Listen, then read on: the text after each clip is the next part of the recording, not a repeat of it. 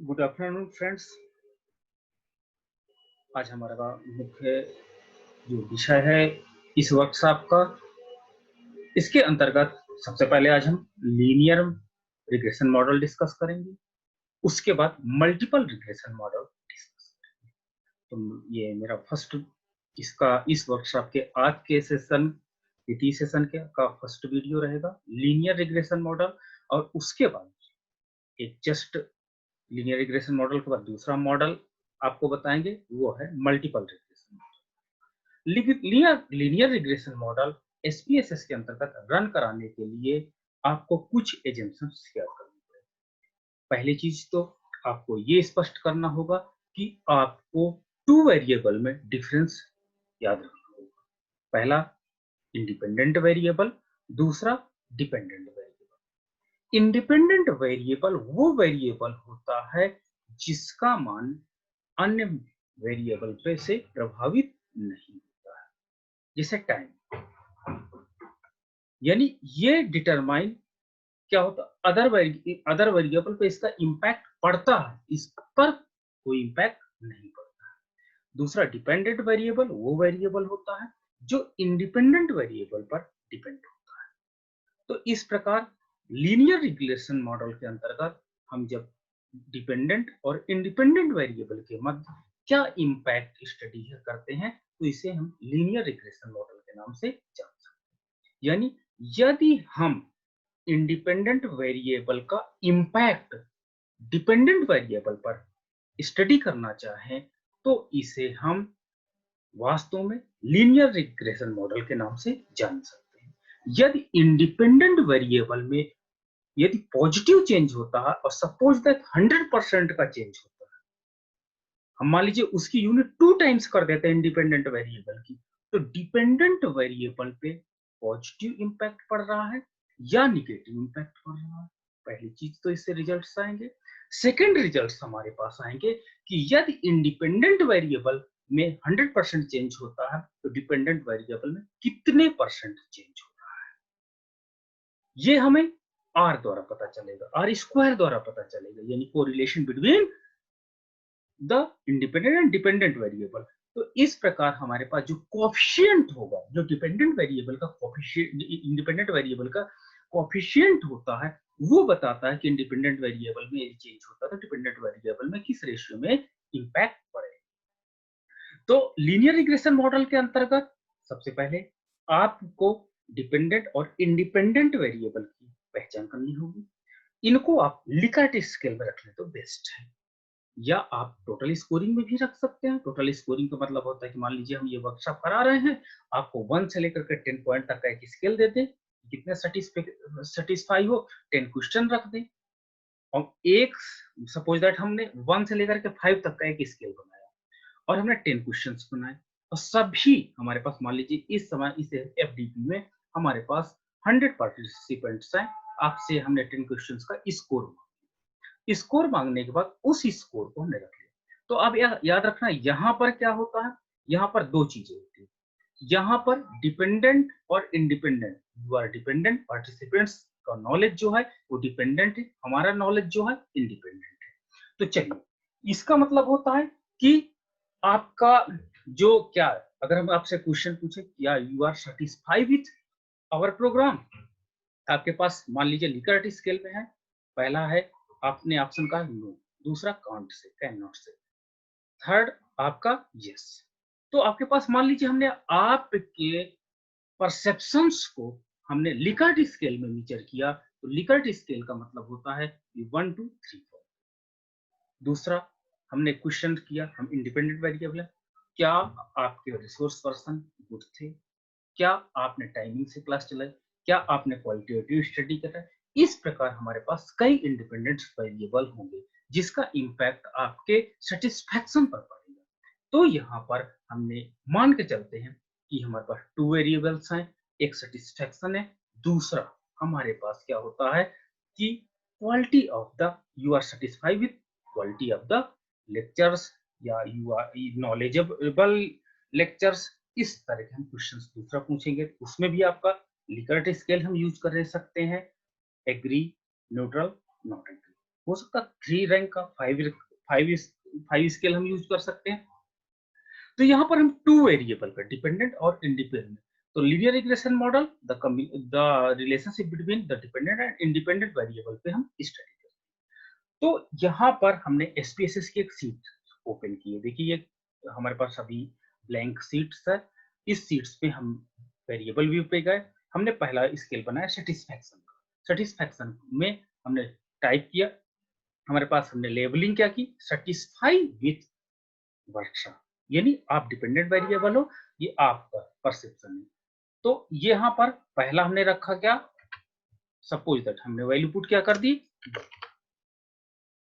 Add कर दिए। फिर हमने वैल्यू रखी क्या, 2, लिकर्ट स्केल है तो हमने क्या रखा, कैंट से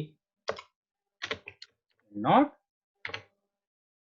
से हो जाएगा, कैन नॉट से नहीं कह सकते। और आपका थर्ड हमने रख दिया आपका परसेप्शन बिहेवियर कि आपका थर्ड यस। हमने तीनों वेरिएबल्स को देखिए, तीनों आपके पास जो वैल्यूज हैं उनको हमने पुट कर दिए, ओके कर दिए। दूसरा हमने क्वेश्चंस क्या किए कि my resource person is good या और नॉट, या ठीक। तो रिसोर्स पर्सन पे हमने रख दिया resource person,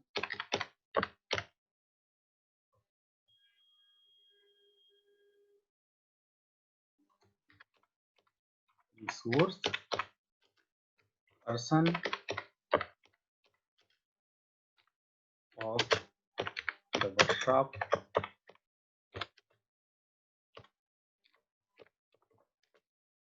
is very good, very good. हमने ये आपसे क्वेश्चन किया, दिस इज इंडिपेंडेंट वेरिएबल, ये आप डिटरमाइन नहीं कर रहे थे, ये डिटरमाइन कौन कर रहा था, हम कर रहे थे। तो ठीक है, ये resource person of the workshop की वेरी गुड, हमने इसमें परसेप्शंस आपको निकाली। परसेप्शंस क्या निकाले, हमने सपोज दैट हमने कहा कि 1 क्या है, हमने कहा परफेक्टली डिसएग्री,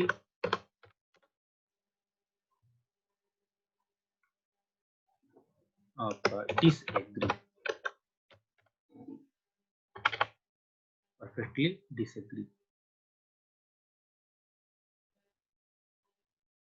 परफेक्टली डिसएग्री आपने ऐड कर दिया। सेकंड आपका है moderate disagree, moderate disagree, disagree add कर दिए। थर्ड है हमारा न्यूट्रल, न्यूट्रल हमने ऐड कर दिया। फोर्थ है हमारा मॉडरेट एग्री, मॉडरेट एग्री ने ऐड कर दिया। फिफ्थ है हमारा perfectly disagree, sorry perfectly agree.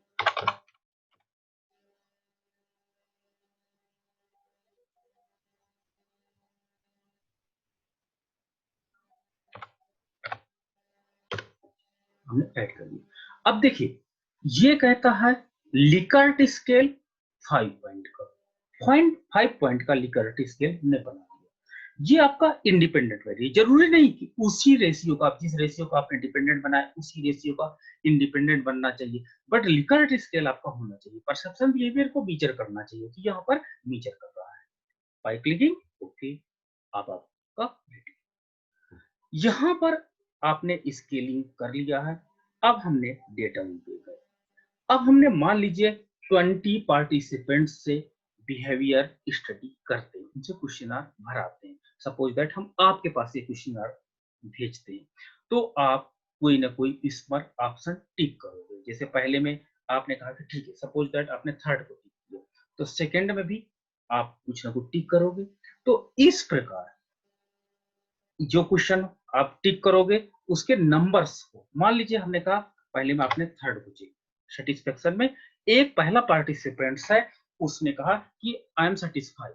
Resource person पे उसने कहा कि परफेक्टली एग्री कि आपके रिसोर्स पर्सन अच्छे हो, इसलिए उसने 5 पॉइंट दे दिए। तो ये हमारा, हम आपके दूसरे एक मित्र के पास गए, यानी हमने ग्रुप में आपके ग्रुप से ये बात शेयर की कि आप बताइए, वो न्यूट्रल रहा, वो हमसे कुछ नहीं बोला।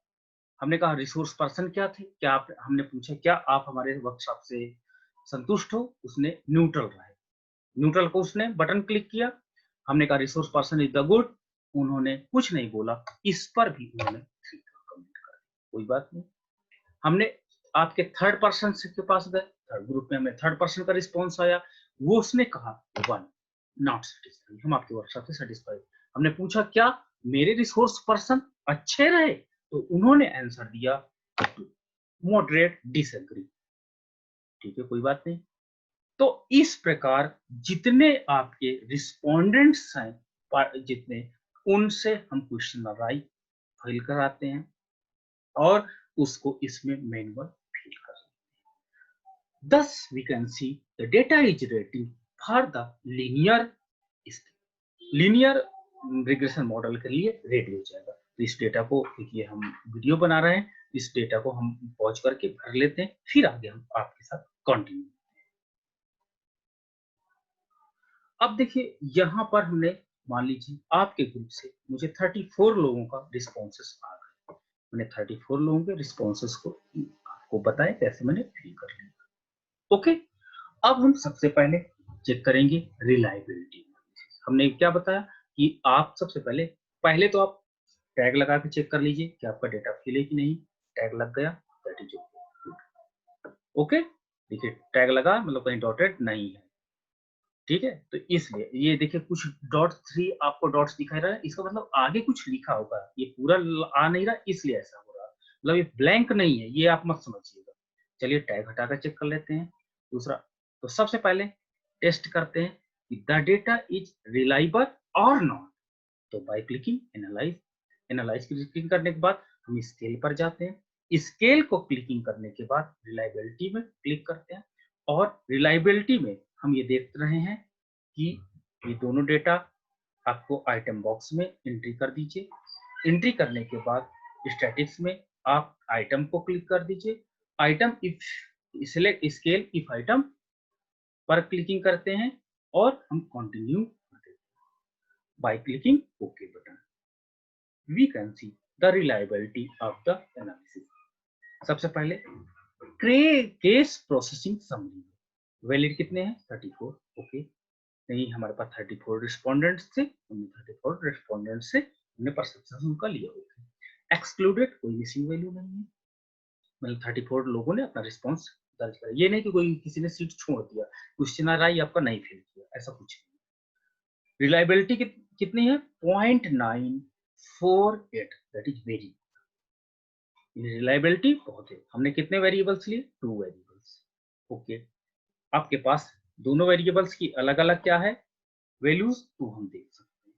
तो इस प्रकार हमने रिलायबिलिटीज में चेक कर लिया। अब हमारे पास आगे हम बढ़ते हैं, आगे बढ़ने के साथ ही अब हम ये देखते हैं कि क्या ये एनालिसिस जो है वो लीनियर स्केल पे, लीनियर रिग्रेशन मॉडल कैसे काम करते हैं। तो सबसे पहले आप एनालाइज पे जाइए, एनालाइज पे जाने के बाद आप आ जाइए रिग्रेशन। रिग्रेशन आपका आ गया, इसके जस्ट सामने देखिए ये सॉफ्टवेयर वर्जन 16 है। हो सकता है आपके पास जो फ्री डाउनलोड किए हों ये लीनियर, ये सेकंड पॉइंट सेकंड पर आ रहा हो, तो आप वहां चेक कर लीजिएगा लीनियर, जहां पर लिखा हो आर के नीचे लाइन LIN लिखा होगा। हमने यहाँ क्लिक किया, क्लिक करने के बाद एक बॉक्स मेरे पास ऐसा होता है। देखिए ये लीनियर रिग्रेशन का ये है, इस पर आपको दिखाना है। तो क्या करते हैं, यहाँ पर 2 वेरिएबल है, तो डिपेंडेंट क्या था सर्टिफिकेशन सेटिस्फाइड, तो हमारे पास ये डिपेंडेंट वेरिएबल है। रिसोर्स पर्सन इंडिपेंडेंट वेरिएबल है, बाय क्लिकिंग। जब आप इसको क्लिक करेंगे तो ये ब्लू हाईलाइटेड हो जाता है, इसको क्लिक कर दीजिए। अब हमारे पास स्टैटिक्स पे आ जाइए, स्टैटिक्स में आप मॉडल फिट जरूर करिएगा, R स्क्वायर को जरूर क्लिक कर लीजिएगा। डिस्क्रिप्टिव भी क्लिक कर लीजिएगा और इस प्रकार हमारे पास ये रेडी हो जाता है। बाय क्लिकिंग कंटिन्यू प्लॉट्स पे आप आ जाइए। प्लॉट्स पे अभी इसकी वैसे जरूरत नहीं पड़ती है प्लॉट्स की, ये मल्टीपल रिग्रेशन में इसकी सबसे ज्यादा इंपॉर्टेंस पड़ती है। मल्टीपल रिग्रेशन मॉडल का मीन्स होता है जब डिपेंडेंट वेरिएबल पर कई वेरिएबल इंपैक्ट डाले। जैसे मेरा वर्कशॉप अगर आप कहोगे गुड है, वेरी गुड है, तो इसके लिए कई इंडिपेंडेंट वेरिएबल रिस्पॉन्सिबल होंगे। सपोज दैट रिसोर्स पर्सन, कितनी क्वालिटी का apply, that is variable. Internet networking, that is variable. Presentation method, that is subject matter, that is कितने आपके पास जो आपका ऑर्गेनाइजेशन है वो क्या सपोर्ट किया। तो इस प्रकार the success of the workshop it will be depend upon the many variables. तो जब मेनी वेरिएबल्स एक चीज पर इफेक्ट डालें that is called multiple regression model, जो हम इसके नेक्स्ट बाद वीडियो बनाएंगे। तो यहाँ पर वन वेरिएबल का हम टेस्ट कर रहे हैं, वन इंडिपेंडेंट वेरिएबल का डिपेंडेंट वेरिएबल टेस्ट कर रहे हैं, इसलिए ये लीनियर रिग्रेशन मॉडल। ओके, तो इसलिए इनकी जरूरत नहीं पड़ती, आप सिंपल सा ओके का बटन। देखिए ये हमारा आउटपुट बॉक्स पहले से खुला था क्योंकि हमने रिलायबिलिटी टेस्ट की थी। डिस्क्रिप्टिव स्टैटिक्स आप चेक कर लीजिए। डिस्क्रिप्टिव स्टैटिक्स क्या कहलाती है कि सेटिस्फाई विद इसकी मीन वैल्यू ये है, ठीक है। इसमें हमने 1 से लेकर के 3, ओके, और ये हमारे पास क्या था, रिसोर्स पर्सन की मीन वैल्यू। सेकेंड हमारे पास कोरिलेशन को चेक करते हैं।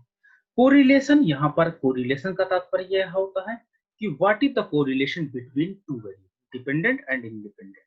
आप देख लीजिए कि दोनों के बीच में पियर्सन कोरिलेशन कितना है, 0.981 का, जो वेरी हाई है, पॉजिटिव एंड हाई है, यानी सही है। हमने कितना इंटर किया, हमने वन वेरिएबल को इंटर किया। तो कौन सा वेरिएबल आपने इंटर किया है, ये वेरिएबल इंटर, कौन सा वेरिएबल आपने इंटर किया, resource person of the work, पहला वेरिएबल। हमने केवल रिसोर्स पर्सन पेज पे चेक किया कि वर्कशॉप अच्छा है या नहीं, क्योंकि किसी भी वर्कशॉप की सक्सेसनेस डिपेंड किस पर करती है, डिपेंड इस पर करती है कि वास्तव में वो वर्कशॉप कितने क्वालिटेटिव प्रोफेसर को लेकर के आ रही है। तो इसलिए यहाँ पर हमने वर्कशॉप में सबसे बड़ा इंपॉर्टेंट चीज होता है किसी वर्कशॉप की सक्सेस के लिए कि वह उसमें रिसोर्स पर्सन बेस्ड हो। क्या मेरा ये मानना सही है या नहीं। तो यहाँ पर आप मॉडल समझे देखिए, आर की वैल्यू 0.81 है, वास्तव में this is the value of correlation value. ये यहाँ पर हमारे पास क्या है, कोरिलेशन वैल्यू को रिप्रेजेंट किया जा रहा है। कोरिलेशन वैल्यू का मतलब ये होता है कि ये जो अभी हमने कोरिलेशन टेबल देखा कि यदि इंडिपेंडेंट वेरिएबल में चेंज 100% का होगा तो डिपेंडेंट वेरिएबल में 98% का पॉजिटिव इन्फ्लुएंस होगा।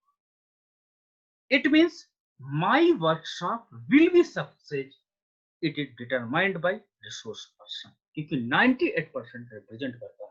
जब हमने आर स्क्वायर का मान निकाला, आर स्क्वायर के बाद 0.96 यानी 96 यानी 4% other variable will be impact of the workshop, लेकिन 96% क्या है हमारे पास कि क्वालिटेटिव रिसोर्स पर्सन आपको सक्सेस को डिटरमाइन करेंगे।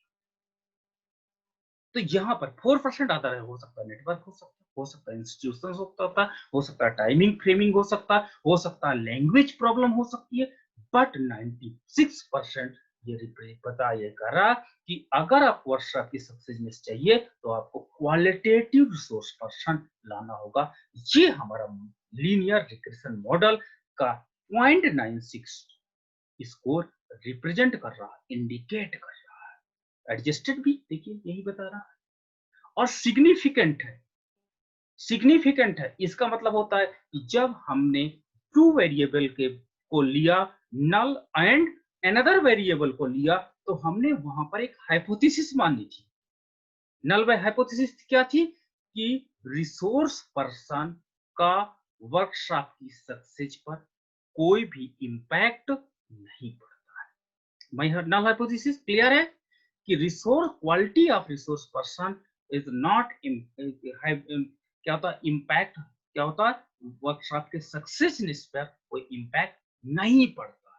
लेकिन यहाँ पर सिग्निफिकेंट वैल्यू ये बताती है कि अल्टरनेटिव हाइपोथेसिस मतलब कि वर्कशॉप का successness it will be depend upon the qualitative resource person, यानी कि हमारे पास हाइपोथेसिस टेस्टिंग हो जाती है। तो यहाँ जहां भी सिग्निफिकेंस आपको दिखाई पड़े मतलब हाइपोथेसिस टेस्टिंग हो रही है, तो यहाँ पे हाइपोथेसिस टेस्ट हो गई कि नहीं रिसोर्स पर्सन का इंपैक्ट वर्कशॉप के सक्सेसनेस पर पड़ती है। यहीं पर हम आगे देख लेते हैं, यहाँ पर भी सिग्निफिकेंट वैल्यू है, सिग्निफिकेंट वैल्यू है। और दूसरी चीज कभी भी एनोवा टेस्ट में देखिए तो रेसिड्यूल का मान कम, एफ का मान 796 पॉइंट ये है। तो इस प्रकार यहाँ पर एनोवा टेस्ट भी हमें ये बताता है कि आपका रिसोर्स पर्सन का इंपैक्ट सिग्निफिकेंट है, यानी नल हाइपोथेसिस रिजेक्ट हो रही है यहाँ पर। अब सबसे बड़ी बात है, अगली टेबल है कोएफिशिएंट टेबल। कोएफिशिएंट टेबल का मतलब क्या हुआ? कोएफिशिएंट टेबल का मत मीन्स ये हुआ कि हम जो ये आया, जो रिग्रेशन मॉडल आया है, इसको कैसे रिप्रेजेंट करें।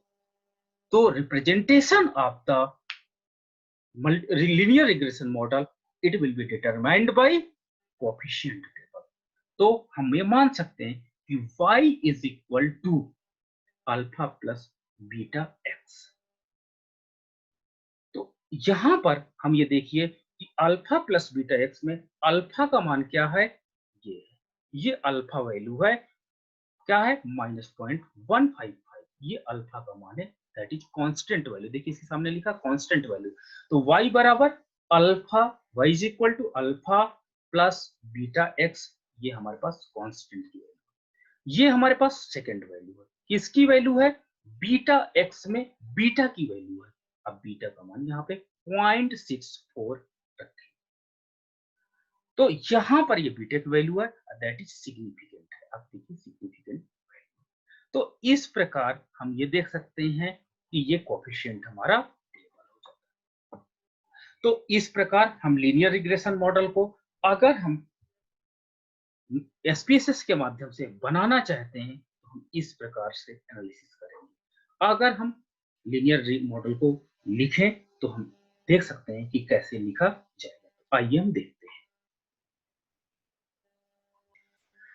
ये यहां पर हमने देखा कि suppose that we are assuming y is equal to a plus bx is linear regression model। y क्या है? y representing dependent variable, workshop is group. ये हमारे पास जो है ये वास्तव में हमारे पास y की वैल्यू, ये क्या है? डिपेंडेंट वेरिएबल है। यहाँ पर x इंडिपेंडेंट को रिप्रेजेंट कर रहा है। इंडिपेंडेंट का तात्पर्य ये होता है कि रिसोर्स पर्सन इज क्वालिटेटिव, ये है। a कांस्टेंट वैल्यू है और b हमारे पास बीटा क्या है? कोएफिशिएंट।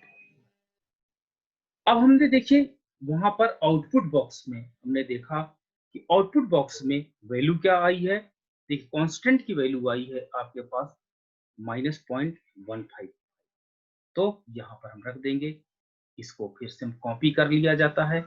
कॉपी करने के बाद हमने नीचे पेस्ट कर दिए। पेस्ट करने के साथ a की वैल्यू क्या है? -0.15। अब बीटा की वैल्यू क्या है?